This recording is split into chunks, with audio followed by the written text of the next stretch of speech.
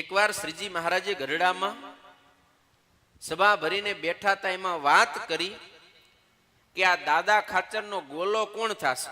ગોલો એટલે નોકર. શું? ગોલો કોણ થશે? નોકર કોણ થશે?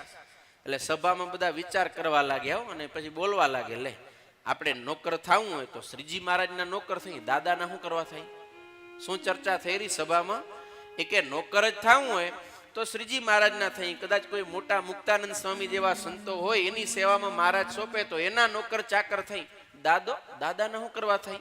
હે, આપણે રાજા નથી, ઈ ગામ ધણી હે તો આપણે છે નોકર ચાકર, દાદાના શું કરવા થાય? આમ વાતો થવા લાગી. એવા સમયમાં પર્વતભાઈ આવ્યા. મહારાજે એને પૂછ્યું, પર્વતભાઈ તમે આ દાદા ખાચરના ગોલા થાશો? પર્વતભાઈ કે હા મહારાજ, હમણાં જ થઈ જાઉં, તમે મને કહો મારે શું કરવાનું છે? પર્વતભાઈ તરત જ દાદા ખાચરના ગોલા થવા તૈયાર થયા.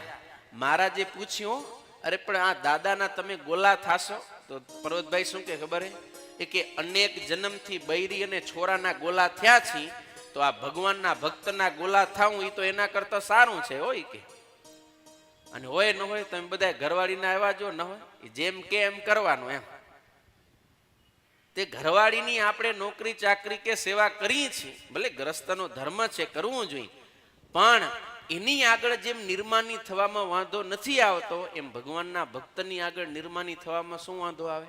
કાંઈ જ નહીં. માટે ભગવાનના ભક્ત હોય એના એ દાસ બનીને જો રહીએ તો ભગવાન આપણા ઉપર અતિશય રાજી થાય.